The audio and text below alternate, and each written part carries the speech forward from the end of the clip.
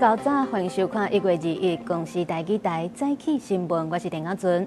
新闻头先来关心美国总统川普对全球加扣关税，这美国这个法院到打时拢也未裁决，这到底敢有合法？川普家己嘛表示讲，若正式来判伊败诉，安尼美国恐惊就要替害予各国数千亿美金的关税。另外，针对着最近川普大硬要得到格陵兰的争议，伊嘛暗示讲伊还阁有其他的手段。美国最高法院拜二有发布真侪项裁决，不过就是还未看到关税案。川普对各国加扣关税敢有合法？川普强调，法条有予总统真大的权限，关税已经算是较软的手段。不过伊也讲，若是法院最后判决对伊不利，美国就要付出数千亿的税款，死到就是一场灾难。I don't know what the Supreme Court's going to do. I think to me it reads so plainly. Couldn't be plainer. You're allowed to do a license. Tariff is probably less severe than what a license could be. 除了关税，川普阁讲一定要摕到格陵兰。美欧关系紧张，川普就一周年的记者会顶悬，面对格陵兰的问题，留予外界真大的想象空间。How far are you willing to go to acquire Greenland? You'll find out. Where international law is trampled underfoot, and where the only law that seems to matter is that of the strongest, and imperial ambitions are resurfacing. 为着去亚欧洲，川普甚至伫社群媒体顶悬公开法国总统马克宏传予伊的私人留话，讲马克宏想要安排一场宴会，阁有 G7 会议，互大家坐落来瞧。而且阁讲，伊实在毋知影川普针对格陵兰到底为着啥物。也若马克宏是随伫咧达沃斯论坛甲川普呛倒转去，嘛提起欧洲毋好阁天真，爱伫咧贸易甲国防顶悬展现强硬的立场，绝对袂当互朋友用关税甲领土来威胁。针对欧洲各国陆续派兵进驻格陵兰，部分欧洲专家的态度是真保留。A mio parere la reazione muscolare, ma muscolare diciamo mi fa sorridere con pochi militari dell'Europa in Groenlandia, secondo me non è stata un'azione strategica. Ecco. Io credo che Davos 刷落去，川普就要到达沃斯论坛，这场关系到美欧关税、领土、国际经济会议，拍算一定会搁再引起激烈的交锋。公司新闻郑为人编译。咱继续来关心国内立法院党团、南北党团提起对总统赖清德的弹劾案，今仔日参明仔载2天会召开审查会，邀请赖清德去说明。不过赖清德是确定无要去参加。总统府昨有发函予立法院，指出依照宪法法定的判决，立法院是无直接向总统质询的权利，所以赖清德未去审查会，该由各党团推派立委来发言。因为在野党是大大来批评赖清德，表示国会。来看，伫咧2023年以捷克众议院议长的身份带团来到台湾的艾达莫娃，即阵是搁来访问咱台湾。艾达莫娃表示讲，希望会当继续来推动台湾甲捷克的关系，也认为讲，虽然即马捷克的新政府是希望甲中国来建立愈密切的关系，不过这并未影响到台湾甲捷克的互动。内总统赖清德也来颁发特种大绶警察勋章予艾达莫娃，感谢伊推动台湾甲捷克的友谊。2023年3月，迄当阵捷克众议长艾达莫娃带团访问台湾，伫咧立法院演讲，展现支持台湾。人要3年，艾达莫娃佫一届来台湾访问，这是伊去年10月宣布退出政坛了后，以民间朋友的身份来拜访。Taiwan is not merely a regional issue; it is a test case for whether democracies can uphold stability without surrendering its principles or provoking unnecessary escalation. Cooperation between Europe and the Indo-Pacific democracies is no longer optional. It has become a strategic imperative. We believe that deeper engagement, information sharing, and the mutual support among like-minded partners will help uphold peace and stability in both the Euro-Atlantic and the Indo-Pacific regions. 分析罗西亚乌克兰战火拖烧超过3年，捷克对中法区域联盟提升核阻力的反思。艾达莫娃认为，欧盟伫咧经济甲安全等等的领域，应该加强甲台湾合作。面对最近中国国提出法律战，引用国际公约，要求欧洲各国禁止台湾的政治人物入境。艾达莫娃讲，欧洲国家未接受威胁。It's up to our countries to welcome them, and there is no question for Chinese officials. It just shows weakness when you are threatening someone. 台湾甲捷克这几年交流有加较济，虽然捷克去年年底上任的新政府捌讲，希望甲中国建立更加密切的关系，不过爱达莫话讲，台湾捷克互动未有任何的改变。Whether we are closer to Taiwan or to China, but I would say it's never this contest. We will keep going, so we don't expect any huge change in this. 爱达莫话嘛讲，2020年捌访问台湾的参议长韦德奇，当咧规划今年佫一届来拜访，持续推动深化台湾甲捷克的关系。记者综合报道。民进党立委陈定辉确定要代表民进党来参选台南市长，因过其实在地党内议员有25个人拢是支持林俊宪的，昨陈定辉就专工去到议会来争取支持。这党团都有当场来提出协议书，内底有一项就是要求爱含过信良册字里，因为陈定辉敢若表示尊重，并无签名历史。初选结果出来，立委陈定辉要整合党内头一站，就是台南市议会。伊今日去议长室，台南市议长库里里嘛来门口咧迎接。这场关门的会议当中，包含议长库里里、甲民进党议会党团侪位原本支持林俊宪的议员，拢针对所落来团结合作，目标年底要赢这场选举做交流。我相信，我们对于每一个人，我们都会亲自来倾听。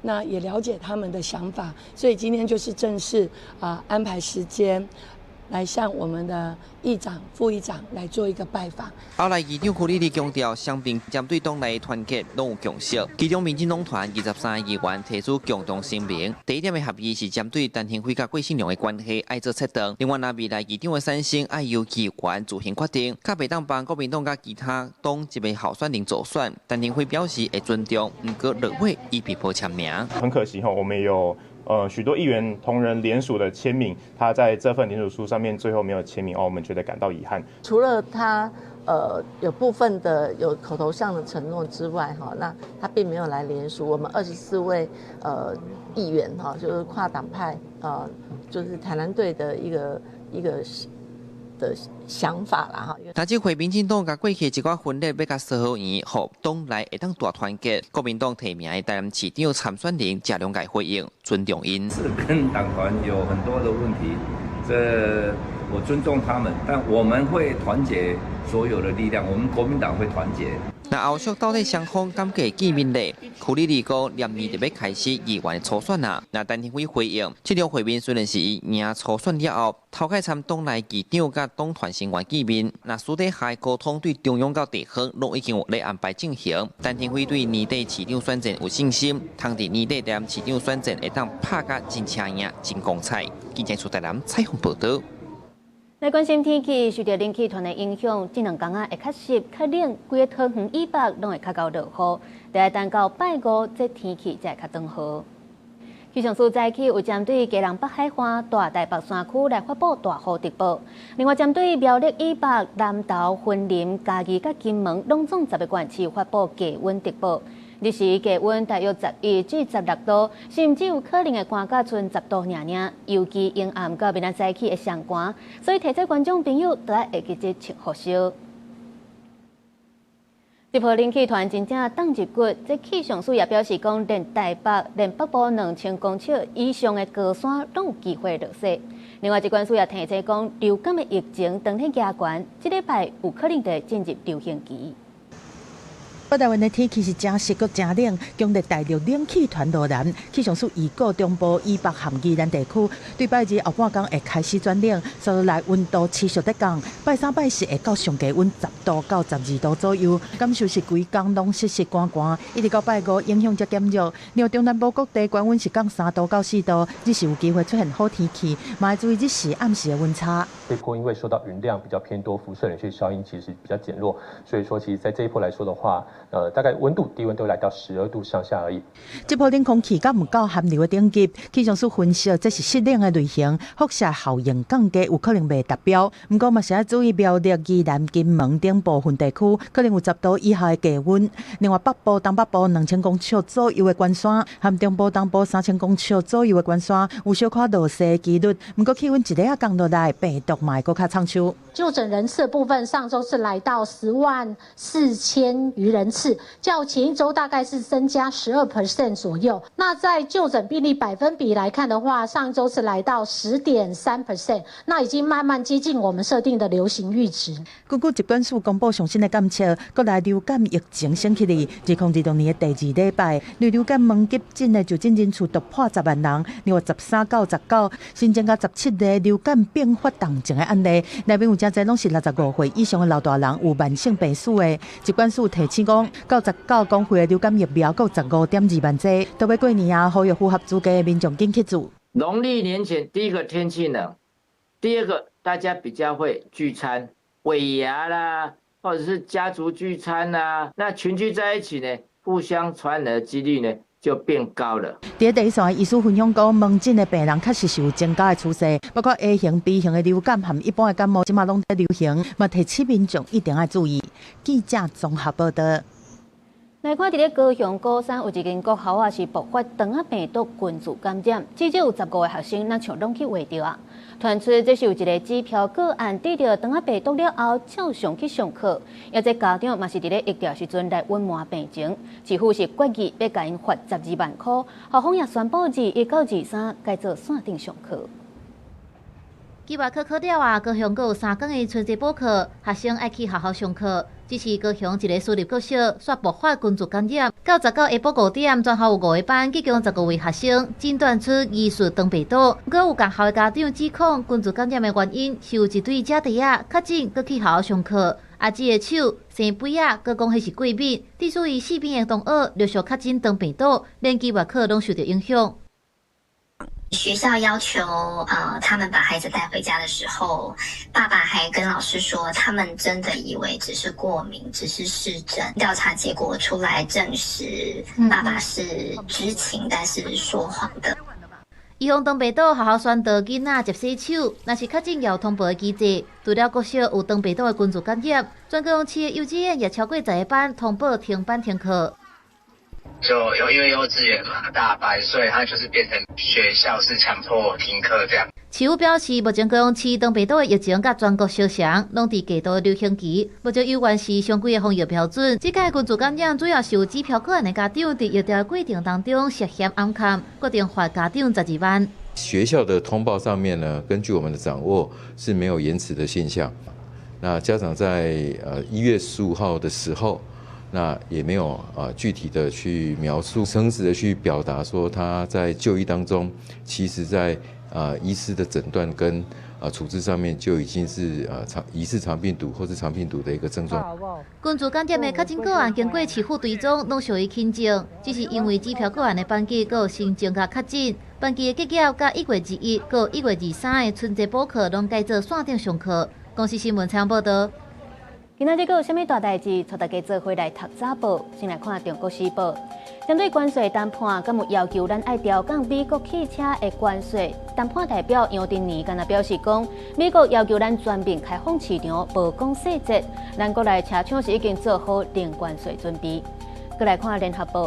根据劳退新制，劳工会当选择退休金是要逐个月领，也是做一届领，选了就袂当改。也毋过劳动部有意个要修法，互劳工30日调度的时间有一摆改选的机会。落尾是自由时报，咱国当季的航班一礼拜平均2981班飞行机，已经超过2019年疫情爆发之前的水准。交通部民航局是评估讲，今年的运量有可能会创下新高纪录。因为目前咱的航班上侪有关是飞日本甲韩国的航线，因过其实咱台湾的位置也真方便。后一步交通部就是要来拼拓展搬飞行机市场。关公司嘛发声讲，今年的目标就是要吸引900万人次来到台湾。连续假期桃园机场的运量一直创下新高。交通部民航局统计，华人的班表平均一礼拜飞2981个飞轮机抓，其中港澳甲中国配合两花政策甲市场的需求，还未恢复到疫情进前。纽澳恢复到疫情进前的8%，其他所在国际航班已经超过疫情进前飞行的班次。上加野的是日本甲韩国，一礼拜飞1192个飞轮机抓。交通部鼓励业者转机的市场会当搁再拍拼。北美转东南亚跟转东北亚都非常方便，还有很多努力的空间，因为我们未来转机的量会非常大。连续假期的涨幅就是，假如像过年春节连续假期的涨幅就相当涨幅相当的高，而且比以往的来得高。旅游业者指出，虽然航班恢复到疫情进前，不过物价起欠卡手的情形之下，无论传统的航空也是俗价航空，票价恐惊是袂落甲像以早。因若去年来台湾的旅客，或者预估会伫860万人次左右。以1月份至11月份的数据来分析，来台湾的旅客上侪是日本占17.2%，第二是香港占14%，韩国是11.9%。估计2026年要拼到1000万人次，也是有困难。我们有一个比较大的可能性，就是说陆客的部分其实这个落差有210万。那么如果我们在两岸之间的这个互动上面有所改善的话，那这里可能增加的空间是很大的。观光署长陈玉秀顶一日去立法院备询的时阵指出，参考日本的经验，以入境旅客数量甲人口的比例差不多3%至4%来推估，2026年来台湾观光的人次目标会伫900万人次。也若观察欧美市场日平均的消费，会当延长旅客来台湾行搭旅程的时间，嘛对提升观光的产值有帮助。记者综合报道。宜兰头城的乌石港要来设置海涌发电的设备，不过民代就来质疑讲，这会去影响到渔船啊甲渔民的作业。渔业署长就表示讲，这发电设备的地点是伫咧渔港的范围内底，渔民根本就袂当伫遮作业。也若针对这回归后渔民的方案，因要求厂商得要提出上好的做法。渔业署长王茂成19去头城区渔会，甲渔民说明渔业署按算伫乌石港的埔环外口推动海洋能源招商的案件，甲反对的民代直接来讨论。你袂使讲恁话恁属于讲这是恁的范围，就叫渔民拢靠遮的海域，恁咧趁遮的人拢无材料趁遮，安尼嘛无合理啊！你会当用阮讲，伫港区范围内要搁渔考船啊，就要作业吗？莫讲迄个外行话。渔业署对乌石港的发展是真乐观，按算伫港仔厝的埔环做海洋发电设备的招商，却引起在地部分的民代甲渔民的反对，因为会影响渔民的水路甲掠鱼仔。目前设施按算设置的所在是伫咧渔港的范围内，渔民依法本来就袂当落网啊掠鱼仔。渔业署认为并无影响水路甲掠鱼仔的问题。有乌石港的渔民认为讲，伫埔环设置海洋发电的设备，若莫安伫埔环内底，对渔民的影响就无大。不会啦，他那个阮这掠拢掠外口啊，也无伫伊自己边啊。对啦，莫影响到出入拢无要紧啊，影响到出入就袂使啊。海洋能源发电分做甲设施安伫陆地烟花，也是结合其他的物件。另外一种是甲设施安伫咧海面离化石这两种。渔业署要伫乌石港推动的，目前并无限制是倒一种。若渔民关心的问题，渔业署答应拢会纳入招商评选的项目，要求厂商提出上好的方案。一定会要求厂商要去进行一些结构上的计算，就是确认这个设施不会影响到我的结构安全。乌石港目前主要的渔产包括烟花蟹甲布拉鱼等等，主要销去日本。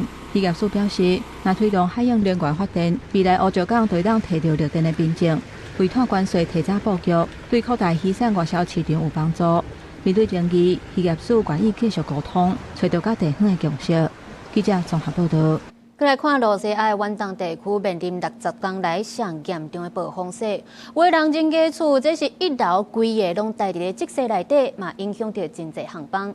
科学家表示讲，这有可能是气候变迁去影响到北极气旋的模式所造成的。大路两边的雪坎甲数公尺悬，踩伫路边的交通灯号，即马煞变做是落地看板。附近徛家一楼变做是地下室，居民出入就要先挖出一条路。停伫后院的汽车嘛已经互大雪砍掉。Having snow in the winter is not unusual, but having it as far south is a bit unusual, and having it so frequently is unusual. In eastern Siberia, there is so much snow, which is also The amount of snow has never happened before, most likely related to climate change. 这是勘察者半岛60年来落上侪细一届。根据气象站资料，1月顶半月部分地区落雪超过2公尺悬，也若12月是3.7公尺悬。这波冬季强烈寒流扫去到亚洲东西比利亚和欧洲，可能是气候变迁影响北极气流有牵连。 Arctic is warming like, twice as fast or even faster than the rest of the globe. This is the reason why the temperature structure of the entire atmosphere is changing because of climate change. 这波寒流唔但拍乱勘察者半岛的交通，中国有部分地区封路，日本有部分航班慢飞，罗西亚远东地区交通、公共服务拢受到影响。佮发生有厝顶绑落第4人案件，救援人员拍拼乌雪，甲受困的时代救出来。 官方预测讲，这波大雪会落到1月26日，上惊就是山内温度回升，雪扬起放起，搁再造成意外。公司新闻黄运玲编译。英国政府批准中国伫咧伦敦起一间全欧洲规模上大的中国大使馆。英国官方表示讲，已经有采取一系列的行动来加强周边电缆线甲资料的防护。不过，真侪在地居民，还有人权团体，也是继续上街头来抗议。 历史久长的前英国皇家储备厂附近就是伦敦重要金融中心。即马这片土地拍算要予中国来做全欧洲上大间的大使馆，包括当地居民、国会议员、人权团体拢大声发反对。不过英国政府有关系同意，由安全事务国务大臣贾维斯亲身去到国会说明政府的立场。We have acted to increase the resilience of cables in the area through an extensive series of measures to protect sensitive data. 这片土地下有英国关键地下电缆甲电信设备，可能造成机密资料泄露。贾维斯说明已经加强防护机制，也强调讲，当今的外交现实需要共同来面对。Whilst there are those who have, and no doubt continue to have concerns about this embassy, it is a fundamental and normal part of international relations that countries agree to establish embassies in each other's capitals. 英国民众抗议用小型维尼提千里镜图来敲击中国监控，虽然英国政府强调这风险拢有法度控制，不过民众反对声音依然是压袂落来。We are in a dangerous geopolitical moment. China is explicit about their desire for what they call the great rejuvenation of the Chinese nation. This site will accommodate hundreds more Chinese state employees. We know what that means. More interference, more influence operations, and more intimidations of people like me. 英国媒体指出，中国计划伫咧地下开真侪用途不明的独立房间，也互外界对这座中国驻英国超级大使馆，敢是属下咧做情报单位跨境施压，产生真侪疑问。公司新闻朱宏基、陈建光综合报道。保加利亚伫顶个月爆发全国大示威了后，这联合政府倒台，但总统拉德夫也宣布请辞。外界就认为讲，这拉德夫有可能是要来组新的政党，准备并年底大选要来做有实权的总理。Ще депозирам своята оставка от поста президент на Република България. Предстои ни битката за бъдещето на Отечеството и аз вярвам, че ще я водим заедно с всички вас. Достойните, вдъхновените и непримиримите. 拉德夫除了俄罗副总统尤托娃一定会当尽到代理总统的责任，嘛强调保加利亚现有的政治体系是真歹，但是对外界认为讲有可能来筹组新政党。拉德夫伫咧时值演说内面并无讲到这点。拉德夫对冷战的后期到21世纪，拢伫咧保加利亚的空军咧服役，退伍了后，随着投身2016年的大选，而且当选总统，一直到20宣布辞职。这9年内面，拉德夫是真侪摆拢跳出去为元首的立场，公开反对国会和总理提出的政策，包括加入欧元和向美国大采购 F-16战机，以加速和北约组织的整合。拉德夫拢是以总统的身份来动用好国权，但是落尾拢是互国会来推翻。另外，对俄罗战争爆发的初期开始，拉德夫就反对予乌克兰军事和财政的支援。另外，面对欧盟制裁罗西亚的能源事业，拉德夫和匈牙利的总理奥班是同一个阵线，坚决反对减少而且停止对罗西亚来输入天然气。事实上，保加利亚的民众对欧盟制裁罗西亚的意见是真无同，阁有真侪人是望能源输入会当有豁免，来减少对民生的冲击。另外，动用红冻结的罗西亚迄边的资金来支持乌克兰的财政。保加利亚的民众反对的比例是有67%遮尔悬。那在未来若真正投入国会的大选，为走向有实权的总理来铺路，甚至敢会丢走新政党，这因素的影响是安怎，拢真受各方的关注。公司新闻7家人编译。国际阁有啥物要紧台，带大家做伙来看世界。乌克兰官员指控罗西亚对乌克兰发动空袭，害基辅的人民伫这个寒冬无电阁无烧气通用。白罗斯的总统卢卡申科签署协议，加入美国总统川普所设立的和平理事会，要来改善对美国的关系。为着要防范网络攻击，欧盟的关键产业打算无要阁继续使用高风险的零件甲设备，包含中国华为，也有其他中国的科技企业，可能都会受到影响。镜头转来看国内有中国籍的配偶，也就是台湾新住民关怀总会理事长张婉芝。就婉芝这3档前涉嫌摕中国的钱伫台湾，就让去中国游览进行统战，是涉犯国安法。本地高雄高分院是认定罪证不足，判伊无罪。也毋过检方上诉了后，即马经1审是翻盘，改判伊8档的有期徒刑。伫高雄的台湾新住民关怀总会理事长周婉芝，也就是这个穿红甲的查某人，这是3年前伊去用苏早带转去精神的画面。伊为中国寄来台湾，摕到台湾的身份，去检调查出伊伫台湾发展组织进行统战，原底是用判无罪，毋过经1审煞平盘，改判8年有期徒刑。陕西省爱国主义志愿者协会及中国爱国主义志愿者协会，依照国家安全局的函复内容以及卷内资料，都是依照中共统战系统的政治指令所为，属于受大陆地区官方实质控制之团体。周婉芝本地是陕西省爱国主义志愿者协会、甲中国爱国主义志愿者协会成员。检方上诉了后，国安局透过公文回应高雄高分院，周婉芝接触的中国单位，并不是单纯的民间交流的组织。法官认为伊的行为有甲几啊年。组织的战绩严密，还佫直接向中共统战的高赞，请因指导，还佫有金钱的援助，确实是对国家安全甲社会安定造成危害。被告利用高雄市新住民姐妹关怀协会、台湾新住民关怀总会，对我国陆配新住民或新住民2代进行渗透，以实质威胁中华民国的存在。应该是有吧，因为他们那天还在这边发便当好像大陆的哦。女生是大陆的啦。20下晡去到协会来查证，铁门锁的内底无半人。打电话给周婉芝，伊讲话当中感觉会出来伊的委屈，私底下讲无排除会找其他司法的管道来自救，不过拒绝出面对外回应这件代志。记者综合报道。前中共董事长赵少康昨举行新册发表会，也借这个机会来呼吁朝野卖个对立。因若昨法院也针对赵少康伫去年大罢免投票的时阵点票的这个行为，来判伊爱拘役55日，会当换罚金，而且假罪2档。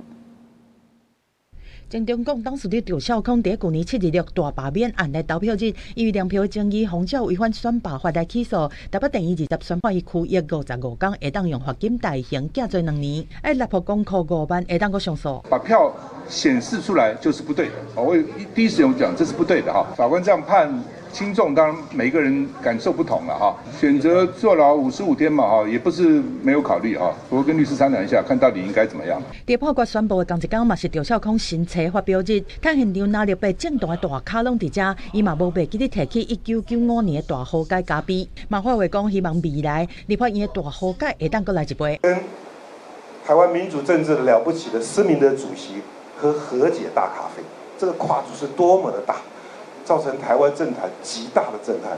我右手边柯建铭总召也亲身经历过。赖清德总统也曾经邀韩国瑜院长到总统府，试图要喝大和解咖啡。30年前的大和解咖啡，在30年后的台湾看来，可以带来很多的启示啊！今天来一定是万难从中一点力，是非成败转成空，鲁迅多少事，都如笑谈中。只是这个，我只是想问你一句话：什么时候大和解咖啡西杯？这比较重要。看起来三党拢有意愿，赵少康表示讲，即马家己并无实际在做政治工作，当然愿意来做这个媒人婆的角色。伊认为安尼唔但会当互朝野放下对立，对台湾嘛是好代志。记者综合报道。伫咧台中大甲有一个姓陈的查某人，去年9月被发现死伫咧厝内，而且是摇甲规个3臂6块。经过调查发现，讲这是伊的老母长期拢甲伊关起来，活活饿死的。检方是针对这死者的老母，依照甲人虐待到死的罪嫌提起公诉。因为死者的老爸底唔知，嘛是依照帮助家当私刑拘禁的罪嫌来起诉。去年9月，台中大甲一个姓陈的女子伫厝内死亡，伊的爸母涉嫌拘禁虐待。检方调查，姓陈的女子2023年1月，互因老母强迫自高中休学，该关一个厝内1楼房间的浴间内，佫限制伊食饭的量，造成伊营养不良。到去年9月2日，因老母发现查某囝无食饭，也无甲伊详细看，就认为已经死亡，无甲伊救，也无送病院。一直到2月透早，因老母才发现。查某囝死伫咧房间的浴间内，因老爸伫7点报案。死者被发现时阵，规个人3比8，身躯拢溜皮，因为无啥食，营养不良，体重只敢若剩30公斤。詹姓被告所为，系犯刑法之私刑拘禁7日以上，且施以凌虐致死罪嫌，依国民法官法规定提起公诉，令死者父亲陈姓被告所为，系犯刑法之帮助加重私刑拘禁罪嫌。依通常程序提起公诉。检方20侦查终结，死陈的女子爸母拢被提起公诉。地检也裁定做老母会继续羁押。教育团体讲，死者被逼休学了，佫被拘禁，但是拢无人发现，表示教育安全网出问题。如果学校的老师知道一个家庭有一些状况，好，或者是孩子有异样的时候，其实他可以做社政通报啊，让社会局进来。让社工进来做家访，学校单位、教育单位他没有进行任何通报的时候，社政单位的资源是进不来的。人本基金会讲，高中学业若是无完成，就会建立国教署的中立性系统，当地的教育一个社政单位会当会同警方追踪。这件案件可能是学校无通报，权责单位也无确实执行。社会团体讲，亲子之间的互动沟通，应该让囡仔看作是一个完整独立的个体。如果我们没有太把孩子视为一个独立的个体的时候，父母亲很容易误以为这个关心管教的部分是为了孩子好，但这个部分它就有可能会让我们的一个处理已经超出了适合的范围，而我们可能没有发现。立宪基金会认为，父母无应该将囡仔当作是附属品，也无应该用威权的方式来管教。也若出来其他的人，若是对过度管教，或者是报着拢无作为，也顶同是加害者，对囡仔会造成救袂大的伤害。记者综合报道。再来看，伫咧屏东有一个查甫人，因为不满在隔壁养殖场饲的鹦哥叫声相吵，竟然是偷偷走入去这养殖场内底，甲4只鹦哥抓起来杀，拍算是要甲这鹦哥杀互死。这业者是气甲伫咧社群平台铺文来控诉，而且也报警察来处理。一名查甫人对鸟笼仔出来了后，手头抓一只鹦哥，就直接甲弹出去，动作看起来拍算要甲杀死，互当事养殖场足生气。伫社群网站答文讲，头摆拄到这种情形，人走入来私人的所在，偷掠走2对金刚鹦哥，佮甲鹦哥遮尔巧的动物养死，其中一只等伫涂骹，当事人落尾向警方报案。为什么你要去把它抓呢？没有啦，就他说。太吵了啊！然后把他抓了，放掉了。警方现场查扣之刀具1把，全案依涉嫌侵入住居、毁损及恐吓等罪嫌移送侦办。因为参鹦哥养殖场小隔壁，感觉叫声足吵，这名查甫人就偷走去人兜，掠5个鹦哥来出水。警方已经依法起诉，另外甲鹦哥养殖的部分，嘛按照动物保护法相关规定通报。这件消息传出来，互饲鸟的人士看到心情是足艰苦嘛，足唔甘。我们看了都好伤心，然后昨天真的整个我们的社团全部都大家都非常的气愤，真的实在是太过分。他抓鸟已经不对了，他还把我们的那个鹦鹉这样子的残暴的对待，那实在是很不应该。这款的金刚鹦哥因为巧，佮讲模仿人的声，而且会当饲足久，袂少人拢会买来做宠物。大只佮水的，一只介绍会当到几60万。嘛有人咧收藏。爱鸟的人士讲，希望大家会当善待动物，若心情无好，嘛唔通找无辜的动物来发生地。记者柯明哲屏东报道。伫咧台南市后壁区一笪两间场是传出爆发 H5N1 的禽流感，动保处已经派人去拆掉上万只的两家。另外，伫咧嘉义甲屏东嘛是同款有传出禽流感的疫情。屏东县的农业处就提醒讲，逐年的10月到过当年的3月，拢是禽流感上高团的这季节，所以呼吁业者拢要注意。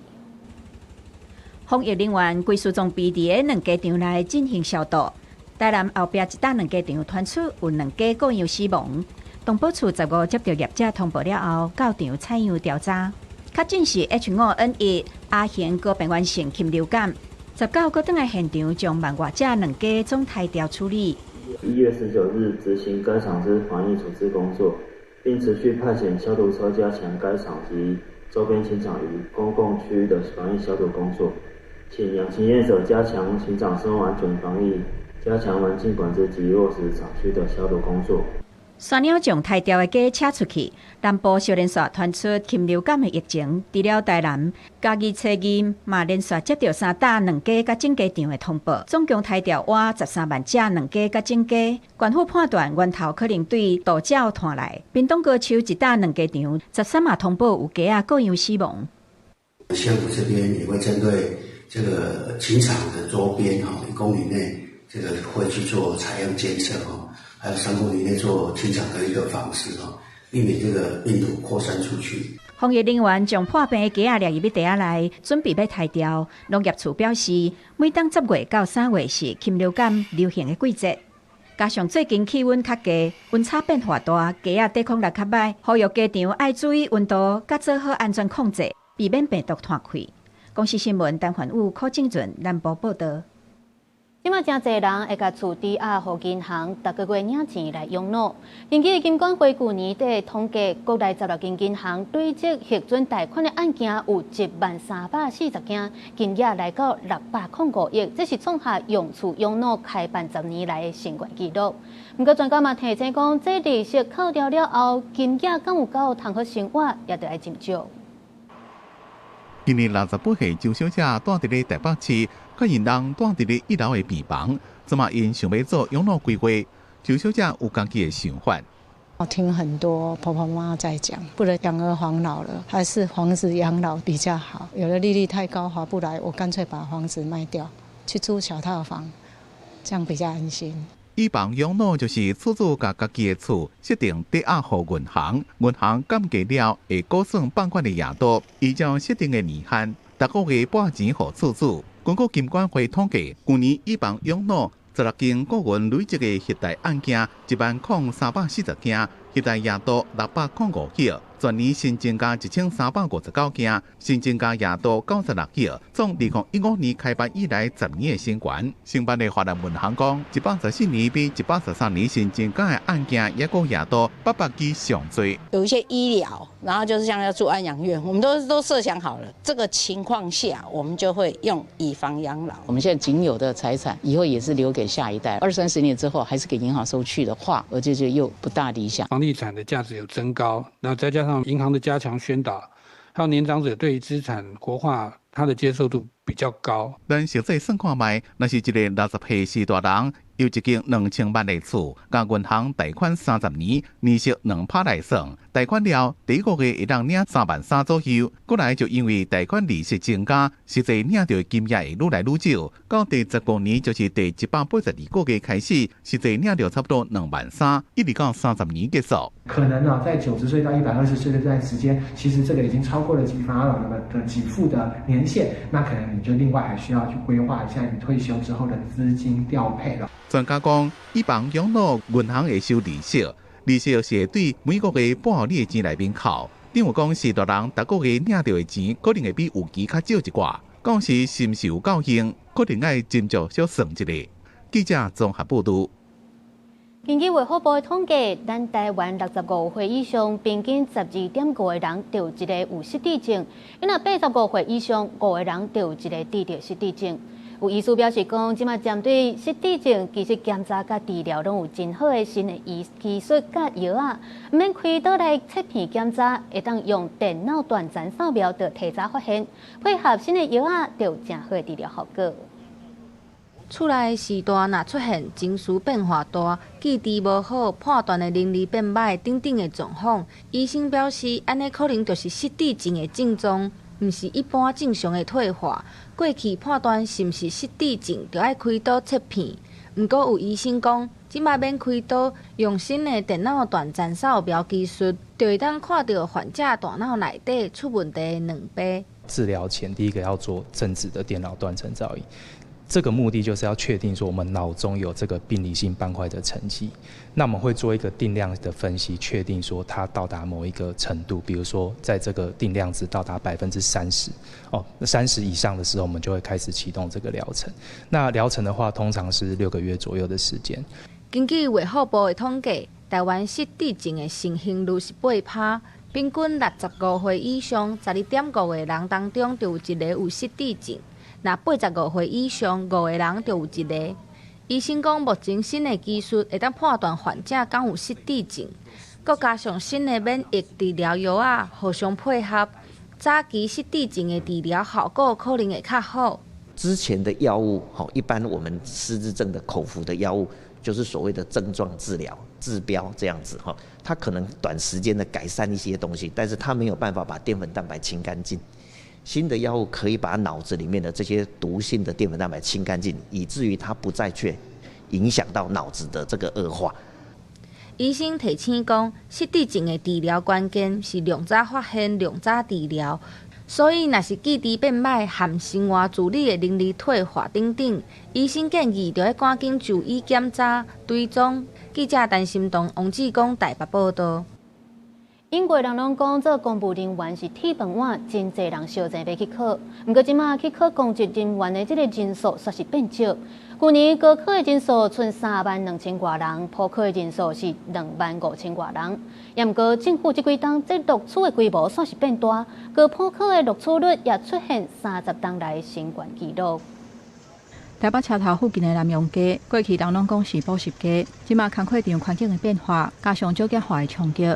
即马补习班已经愈来愈少，对国家考试补习班的扛棒，连管大普考起薪要43000，高考55000。不过，伫少年人的目睭内是无啥吸引力。我个人是已经决定以后要做什么了，所以还好。我从以前到现在走的科系不是这个，所以我不确定我现在转正法道会不会有点太临时了。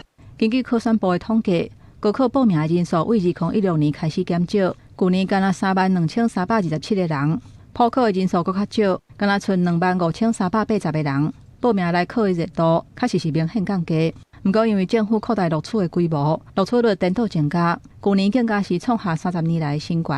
高考的录取率压悬到12.89%，普考嘛有19.35%。不过，公教团体烦恼讲，医疗的人才无愿意入去到政府的单位，对国家的发展并不是好代志。那我对你政府的这个过去一再这个要照顾公教人员这样的承诺，其实也都打破了让这心理的契约也被破坏了。所以我觉得除了这个物质条件之外心理的向心、制度的信赖都是一个最重要的因素。养老的安全也受到影响嘛，但是整体氛围、社会氛围又认为他比如说他是米虫，负面的形象出现，所以大家不愿意来，年轻人不愿意来。考选部分析这10年来高普考，讲科技业、金融业等等的产业是真发展，民间的工课选择更较多元，影响大家来考的意愿。不过高世南认为讲，公务人员福利甲太旧求水，还有对政府无信任，拢是造成来考人数减少的原因。李来希认为讲，应该提高社会地位，互民众感觉做公务人员是一件公营的代志。记者综合报道。为着3月世界棒球经典赛做准备，即马这台湾队球员是已经去到国训中心，伫咧进行第1阶段的集训。这届预赛是伫咧日本东京，因啊复赛是要去到美国的迈阿密。运动部长李勇特别派出处长郑世忠对咧去参赛，互球队甲国家相关单位伫咧协调时阵会当更较顺利。2、3、4、5、5、队员大家围做一个队长单个现做起头，大家尽量莫互骹球落落来。团队用这个方式来热身，热身了后开始一天的练习。对选手来讲，会当专心备战，嘛爱靠后勤团队的拍拼。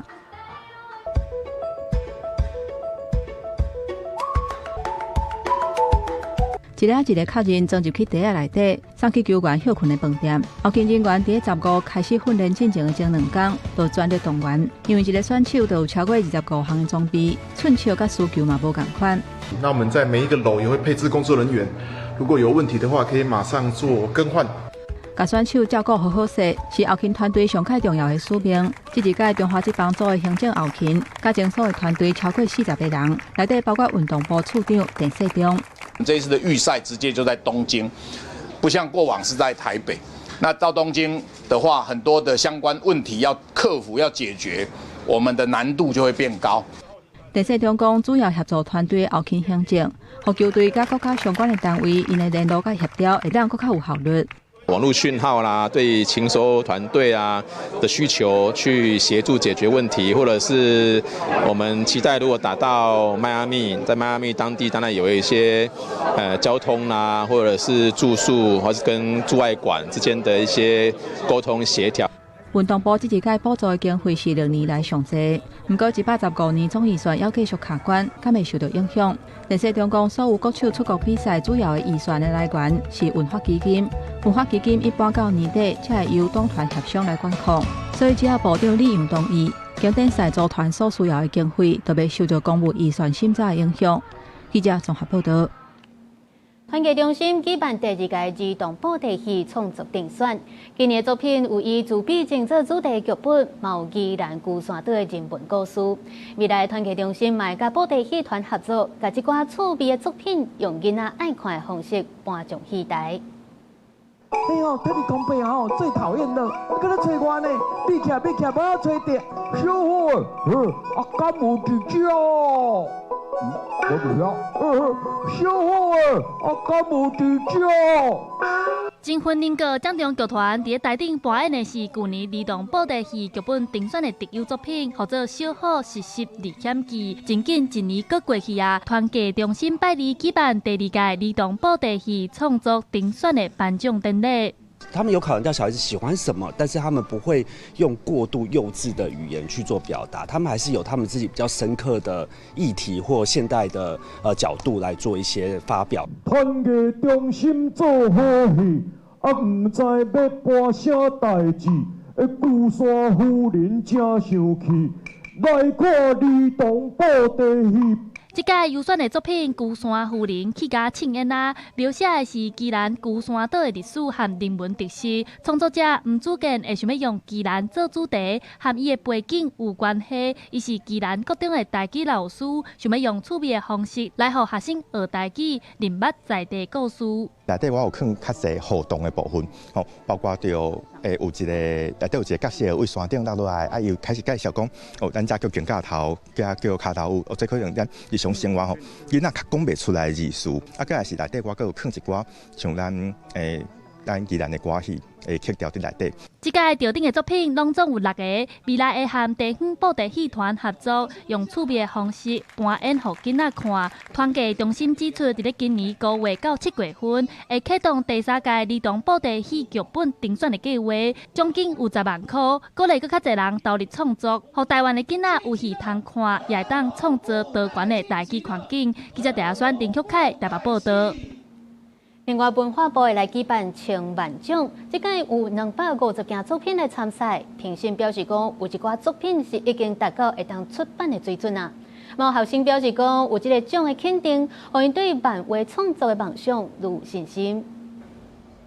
定定电视的拢是高中生创作的漫画，这个拢是第1届千万奖的得奖作品，有分做个人奖、团体奖甲评审特别奖3种项。摕到团体组金奖、评审特别奖的是桃园永明高中的学生，作品是 About Love for Leaf Clover， 故事讲2个好朋友甲盐酸草发展做事业，经历冤家到和好的过程。评审嘛肯定因画图甲讲故事的技巧已经真熟手，有甲出版的程度。上完游泳课之后，看到路边很多草，就就想说，哇，怎么都是3叶草啊？那会不会有一个世界全部都是4叶草呢？就是以这个小小的灵感为来源的故事，就是给我一个那么大的奖，然后还有那么多厉害的老师来欣赏我们作品，所以我觉得是一个很大的鼓励。这样。文化部第20举办头届青万奖的颁奖典礼，希望鼓励嘉义画艋舺学生，也促进台湾艋舺发展甲人才培育定根。其中团体奖、个人奖甲评审特别奖拢有得奖的学生表示，画艋舺这条路无简单，有这个奖也通好要是学生的创作者对梦想愈有信心，袂阁担当。我之前也会很想要参加漫画相关的奖项，可是我会一直觉得，可是我是学生，我去参加那个奖，可能要花很多时间，会挤压到课业的空间，然后机会又不大。可是他这次办的青漫奖，我就有看到他是专门征收高中职的学生嘛，那我就更有那个参加的意愿。台湾艋舺发展自2018年开始，政府就透过补助金万奖和国家艋舺博物馆等等向前行。唔那青万奖要阁继续办，文化部表示，明年阁要办国际艋舺大典，让世界看到台湾新台湾时代。记者卢尚如、曾俊佑台北报道。那台湾人伫咧日本也真爱耍这叶红仔机，甚至伫东京有一栋4层楼高的大型游乐场，2层楼拢是叶红仔机。有专家就分析讲，这关键就是因为叶红仔机操作无介困难，也有无确定性的刺激，而且佮满足到民众收集佚佗物的成就感。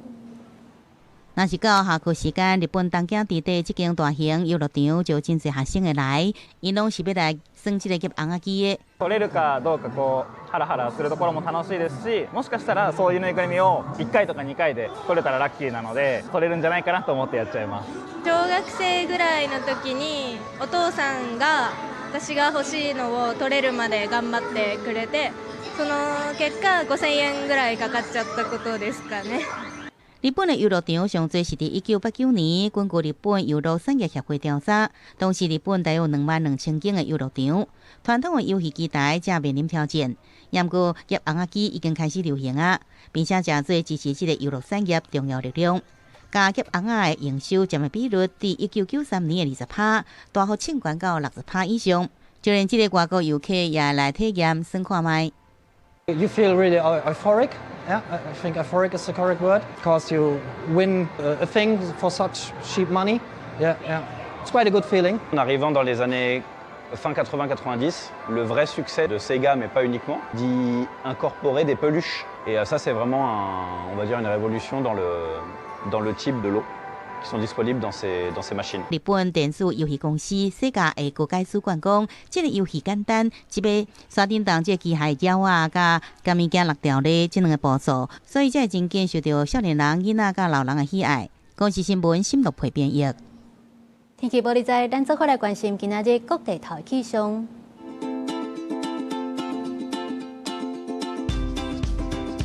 北部地区12度至13度。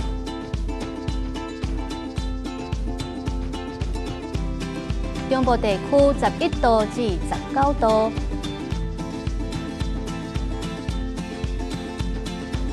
南部地区13度至21度，东部地区13度至19度，还有外岛地区7度至16度。感谢您收看今仔日公视台记台早起新闻，我是林雅纯，咱明仔载同一个时间再会。